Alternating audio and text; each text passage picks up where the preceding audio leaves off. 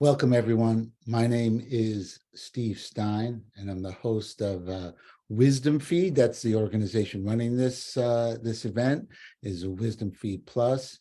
And we have the luxury of, we have different, we call them wise guides. And our wise guide here tonight is John Lee, author of The Flying Boy and many other books, and just a prolific thinker. And we're just proud to be collaborating with him over the decades now.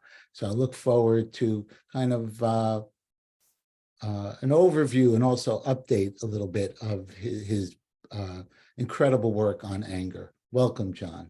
Thank you, Steve. Thanks for having me again and for all the decades. It's been a lot. Yeah, it's so the format is, I think John will speak a little bit and I'll chime in here and there. And then if you have any questions, you can type them in the chat. And if you're watching on Facebook, you could type them in the comment section in the Facebook, and we'll pick them up from there. Okay. Take it away, John. All right. So folks, this is an overview of work that I've been teaching and writing about for a long time. The book that this comes out of is called The Anger Solution. It's available on Amazon. That's my last plug. I'm going to tell you how Steve and I came to this real briefly. It's a very short story. But about a month ago, I drove cross country for the first time in years from Austin to Pensacola, Florida. I'd never seen so much road rage, tailgating, speeding. And as I was driving, I just kept thinking to myself, wow, are we just getting angrier and angrier? And you know, the stuff on airplanes, the incredible number of incidents of anger and rage on planes. And when I got back from my trip, I thought I had 3 dreams in one night. First dream was I was in a room about to teach 100 people in a workshop, and they all got up and left. And that was disturbing. Second dream, same night, I get to a conference, and they said, where you been? You should have been here hours ago, and we've already let the attendees go. Well, that was disturbing. And then the third dream, which is what got me landed here with you tonight. The third dream is I go to a conference, and the conference chairperson producer says, the only thing we're interested in at this point in time is your work on anger. And that's when I called Steve, and we got together for this. And so that's the little short version. But it was very, very powerful. I think this is one of the angriest periods that I've ever seen. I know the 60s was fraught with anger and rage, but it seems like ever since the virus got cranked up, that people have really, really suffered. So this is a brief overview. I'll talk for a little bit, and I'll take some questions. One of the things that I want to say is that there is, well, let me tell you about this. There's grief, there's grieving, and there's grief work. And those 3 things are very different. Well, the only reason I tell you this is because the same thing applies to anger. There's anger, there is being angry, and then there is anger work. And the anger work is about the stuff that happened to you last year, last week, at college, high school, early childhood. And while people have anger and while people get angry, almost no one does anger work. Most therapists, most clinicians are not trained in anger work.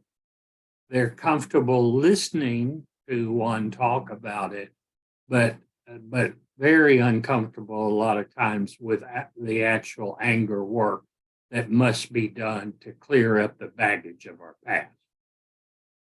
Now, one of the contributions that I have tried to make that makes my work different on anger than other people, and the big distinction that I have taught for 25, 30 years is the difference between anger and rage. So years ago, a woman called and she said, her father was the angriest man she'd ever known. And I said, tell me how he expressed that anger.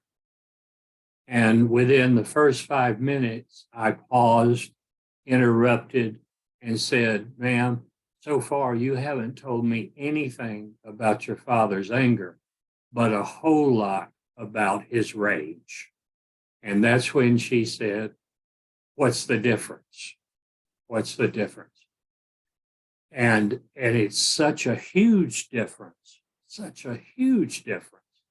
that if the difference is not incorporated in therapy and recovery and coaching, if it's not separated, it makes it even harder to do anger work. So I'm going to do that separation briefly and give you some pointers about it and make that distinction, and then also give you 9 or 10 ways in which rage is manifested on a daily basis by really intelligent, real compassionate people, and they don't know they're raging. So here's a brief description of the difference. Anger is a feeling and an emotion, and unlike what most therapists have been taught, I teach that anger is a primary emotion. It's not a secondary emotion, as most people have been taught. It's a primary emotion, just like sadness is a primary emotion, joy is a primary emotion, fear is a primary emotion. Well, so is anger. But many, many people will say anger is just covering up something. And many writers and therapists will say it's covering up fear. And I say fear is a primary emotion that needs to be felt and expressed. And anger is a primary emotion that needs to be felt and expressed, but expressed appropriately, which is another part of this conversation and the following conversation. What was it, Stephen? 2 weeks? 1 week? Next week? Yeah, it's in 1 week, 1 week from tonight. Okay. So we will save that for then, but emotional regression, which we'll go into in the second one next week, is a major factor in being able to express anger appropriately. Anger is a feeling, it's an emotion. Rage is a behavior and an action that numbs people's feelings. I'm going to say it again. Rage is an action or a behavior that numbs people's feelings. So a lot of times, some of you know, I've worked with men a lot over the decades. A lot of times a man will feel fear, get scared, but he doesn't want to look fearful or scared because that would threaten his masculinity. So what he does instead of feeling those feelings, he goes into rage. And rage numbs those feelings temporarily. This is a thing. Sometimes a woman will be sad or fearful, but instead of feeling those feelings, she might go into rage as well. Again, rage is a numbing agent. Cocaine is a numbing agent. Alcohol's a numbing agent, but rage is plentiful and readily available. And most people believe it's kind of okay to do. So anger is a feeling, rage is a behavior or an action that numbs feelings. Let's go further into distinguishing the two.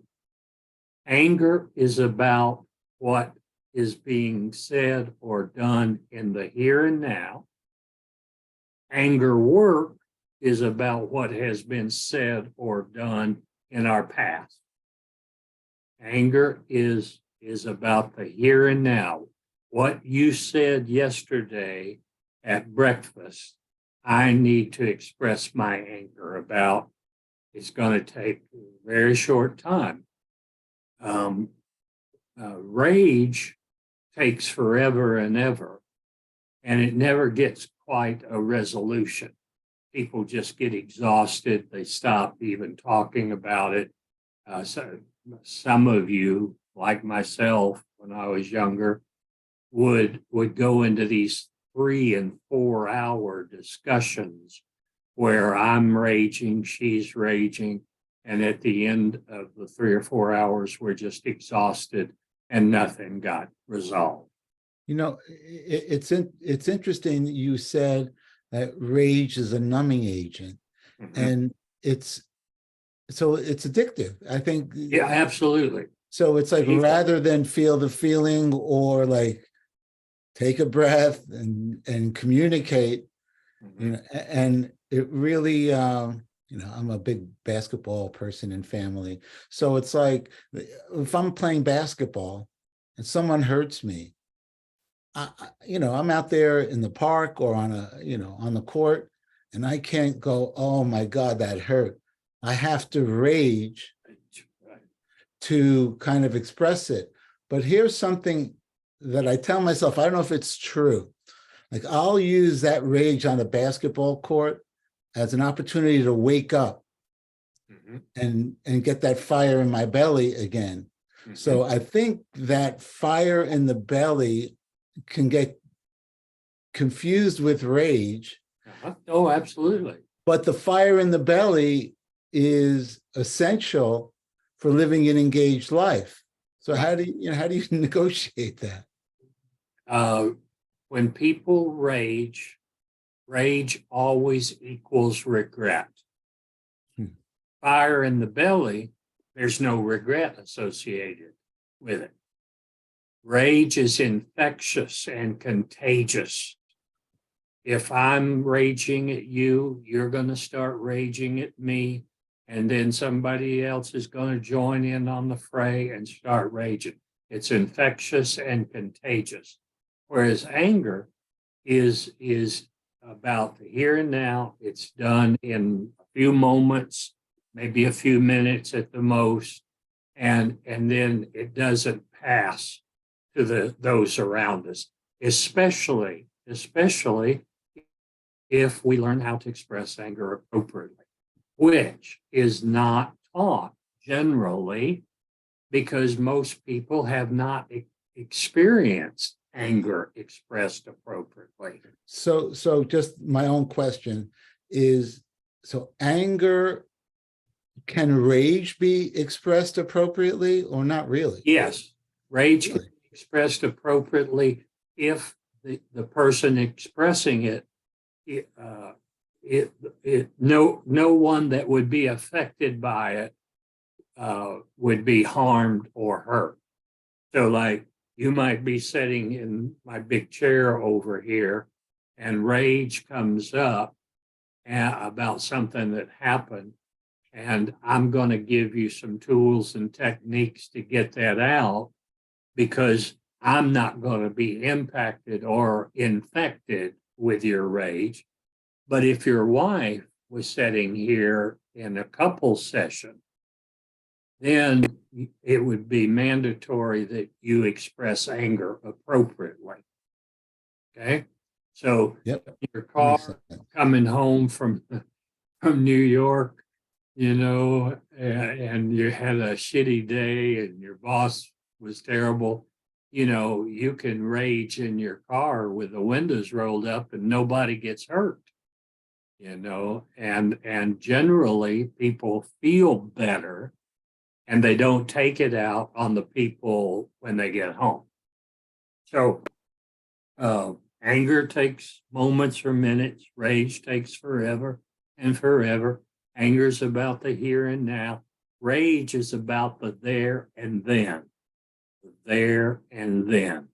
What you're saying, Steve, is triggering something in me that happened 35 years ago, but I'm going to rage at you as if you were the culprit and the instigator of those feelings. And you're going to say to me, John, where in the hell is all this coming from? The answer is back here. Because if it's here and now, I'm going to express it. You're going to apologize. You're going to say, I'm sorry. I didn't know that hurt you. Let's go have a cup of coffee. Okay? Anger draws people into a conversation. Rage pushes everybody out the door. Anger draws in. If I said to you, Steve, I want to talk about what happened yesterday at our meeting. I have some anger about it. 9 people out of 10 will say, tell me more, or what did I say? Or, oh, I didn't mean that. I apologize. Okay, no problem. But if I slip over into rage, I'm going to do all these other things that I teach and list that I'm about to do now. Okay. Here's the 9 things that people do when they're talking or in conflict or confrontation. Here are the 9 things that people do: shaming, blaming, demeaning, demoralizing, criticizing, preaching, teaching, judging, and analyzing. These are all actions and behaviors that have been done to us for so long, we actually just employ them ourselves when we're trying to share how we feel about this thing, this transgression. Shaming. I can't believe we're having this conversation again. Blaming. Only got into therapy when I first asked you to, we wouldn't be in this situation. Demeaning. I think your sister got all the intelligence in this family. Demoralizing. How many more times do I have to explain this to you? Why can't you get it? Shaming, blaming, demeaning, demoralizing, and one of the big ones is unsolicited criticism. That I'm going to criticize you, what you're wearing, how you're talking, what you're not saying. And criticizing is very often employed. Preaching, I'm going to preach the gospel according to me. Teaching, I'm going to get a self-help book, underline these parts in highlighted yellow that apply to you, not me, to you. Judging, and then the last one is analyzing. These are the things that people do when they think they're just telling somebody how they feel. Okay? There's 9 more things. So give me a recap. Those 9 were the 9 what? Those are all rage, and they have nothing to do with anger. These are raging behaviors. Got it. I'm shaming you. I'm not feeling anything. When I'm criticizing every word out of your mouth, I'm not feeling anything. See, rage numbs my feelings. But these 9 things I gotta say, has been so incorporated in conflictual situations, and they serve nobody whatsoever. The other 9 things are sarcasm, jokes at somebody else's expense, put downs, one-upsmanship, lies, gossip, manipulation, and control. As one person said a long time ago when I was presenting this material, it was at the Tennessee Association of Psychologists.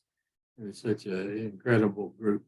But one guy, a psychologist, raises his hand and he said, if I don't do these 18 things, what the hell am I going to say? And I said, you're going to learn how to express anger appropriately and stop raging at your teenagers, stop raging at your employees, stop raging at your clients and your spouse, because if you don't, rage usually equals distance, disaster, and divorce. Rage equals distance. I don't want to be around you. And ultimately, there's going to be disaster after disaster. And then divorce. I don't know where this falls on the list, but this is timely because sometimes the silent treatment is rage. That's right. That's right. That's right. There's 4 styles. I indicate 4 styles of rage, and one of them is the silent treatment. Funny you should mention teenagers. I want my after this, I really want my teenager to go to this event. Now, he doesn't want to. Right. Now, pissing me off to no end, but it's not about me, but my silent treatment to him is growing the distance. It's really raging. It's the same thing as if I started cursing and throwing stuff around. There's 4 styles of rage. One you're talking about is the intimidator style, who gets big and loud and pushes everybody away, or big and silent and push everybody away. That's called the intimidator style. Then you have the distancer style of rage, where even though I'm sitting in the room with you, I'm really gone. You know, what's so interesting about this? Because I think of rage, I think of plates breaking and doors slamming and windows and, like crap flying everywhere. Right. But it's still rage, you're just acting out in a different way. Yeah, see, there's 2 forms of ragers, 2 styles of raging. One is I'm forgetting my word here. The outrager, who does throw things, slams doors. It's outrageous, right? Calls real loud. Then the other style is the enrager, who pulls it up, swallows their feelings, stews in their own juices, and then usually finally erupts. That's the two styles. Let me go back to the 4 styles of rage. One is the interrogator. What time did I tell you to be home? Who are you with? How many more conversations do we have to have about this same subject? It's a rapid series of questions, like you're the prosecuting attorney. And the interrogator style very often gets used on kids and teenagers. Who are you with? Why did you go there? And that's a really raging style. The intimidator, again, the one who gets big and loud or silent and loud and pushes everybody away. The other one is the distancer. I'm out of here. You can just do your own little thing, but I'm either physically out of here or emotionally out of here. And that's convenient because you could be silent and then, go off in a huff and nothing ever gets communicated. Right. That's right. And then the last style, which nobody likes to admit to, but I got all these styles compiled from my own life. But the 4th style of rager is the poor me or the martyr style. This is the person who, is, okay, honey, I hear you. I'm so upset. I'll pray for you. I know you're doing the best you can. This is the victim or the martyr style of rage. And all 4 of these are inappropriate and again, cause distance, disaster, or divorce. Okay. So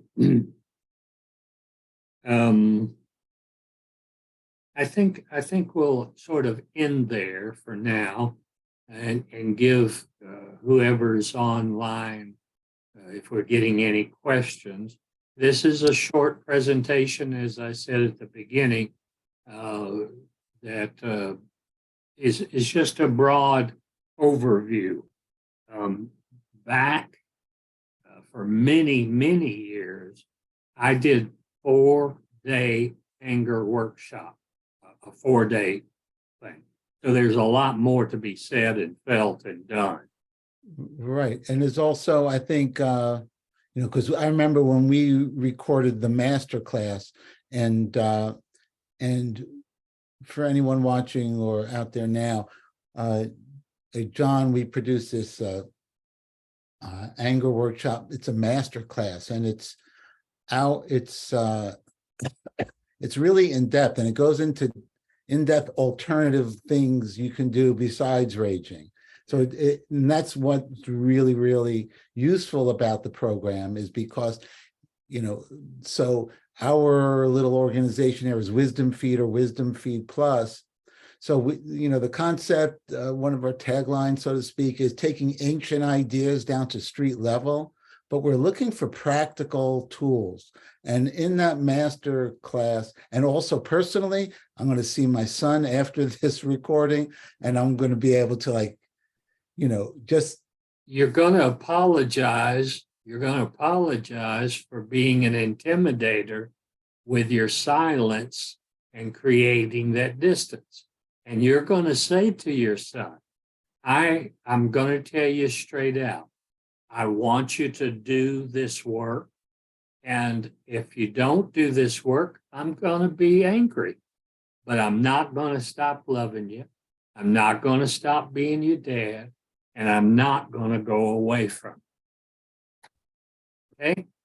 Love it. Thank you. All right. Let's take a question or two, and then we'll.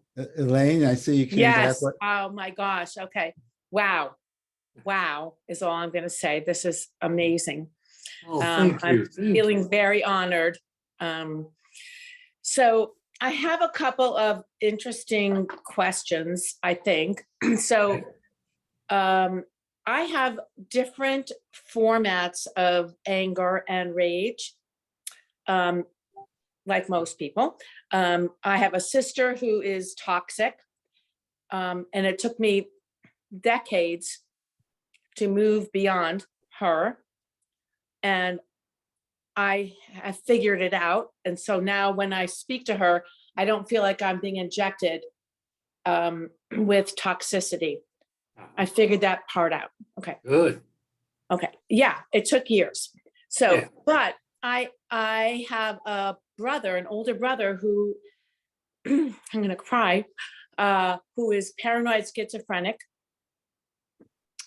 and has been mentally ill for most of his life and struck down at 19, literally. Okay. Institutionalized, blah, blah, blah, blah, blah. I'm not going to go on about that, but my anger towards whatever the universe is that my brother lost his life. Mhm. He's living and he's doing really well at the moment. And for now, for the first time in the last couple of years, his symptoms have diminished because he's in his 60s and he's there. But he and I are kindred spirits. And I've always been the one. And my anger has been very big. And I just don't know how to get past that. So that's a very different anger. Yes, no, absolutely. I got to tell you that I worked with what you're talking about many, many years ago. I'd done my anger work at my father, my mother, school, how I was schooled and beaten with a paddle and all that. But this is a very short story. Yeah. I was at a men's weekend retreat, and I finished speaking, and then this rabbi came on, and he said, "Who would like to do some anger work? Not at your mother or your father or your ex-wife, but at the divine, at God." And everybody just sat quietly and nobody volunteered. And I said, "I'll volunteer Yeah. to do this. I'm angry at how this hand got dealt. I'm angry at The hand, exactly. the hand that got dealt." And My brother got dealt a horrible hand.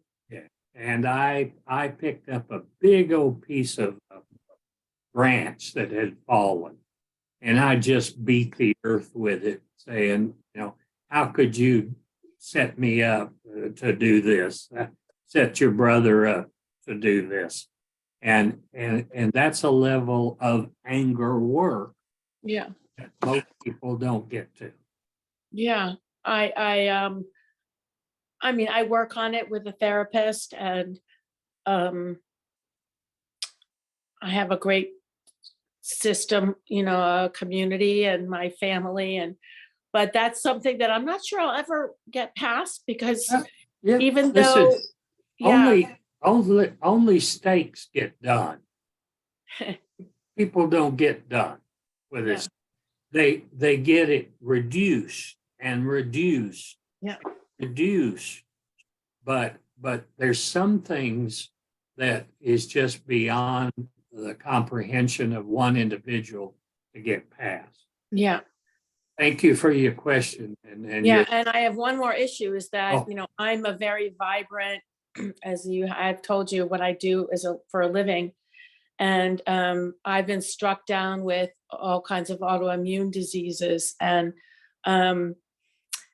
ironic, for someone who is a physical teacher, to be struck down. And I also have a tremendous amount of anger in that, where I'm the person who has been all across the country to the major, Mayo clinics, and they just call me medically remarkable.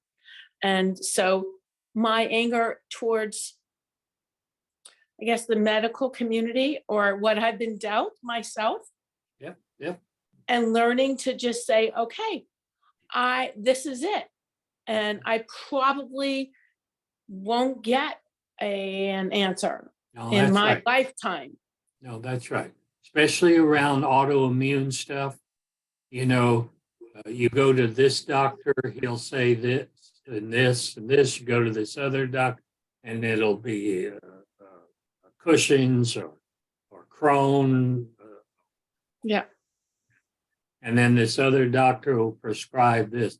That's the area where science is not caught up with. Correct.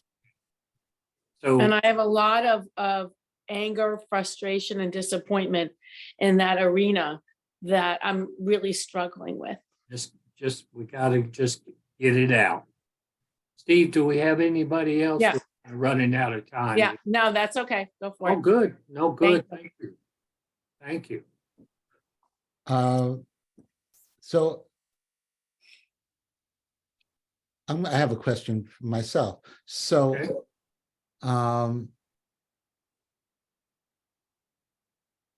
So asking, this is interesting timing because I've been having this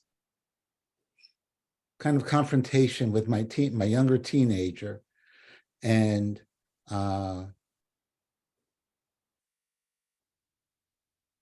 silent treatment doesn't work it because he's leaving the house in a year, and it's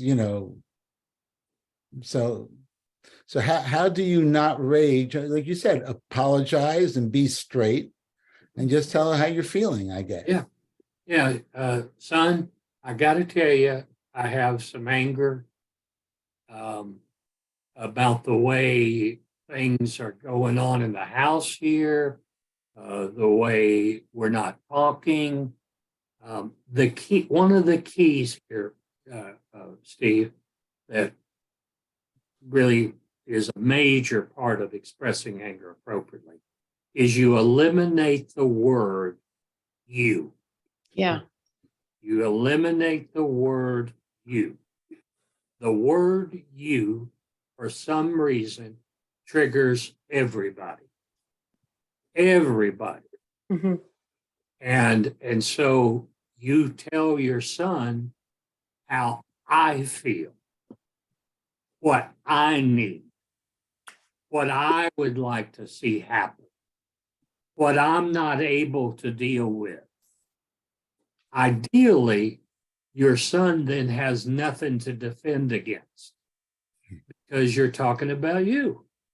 But the moment you use that word and say, you are not doing right, then the teenage son is going to think, fuck you. Fuck you. Dad, you don't know me. You don't know what I need to do. And that's true. You don't. You don't. But the thing is, he doesn't know either. Yeah, no, that's right. That's But his. he's got to learn for himself, I guess. Yeah, that's his job as a teenager. Yeah. He's not supposed to know, but he is supposed to know you. See, before he goes up. That's one thing that I'll close with. Got to get very early and fly to California tomorrow. Yeah, go for it. That men will say, I never really knew my father. My father was a disciplinarian. He provided food. He provided clothes. He paid for my college, but he never really told me how he felt and what he was going through while I was growing up. See, and your son needs to be the exception to that.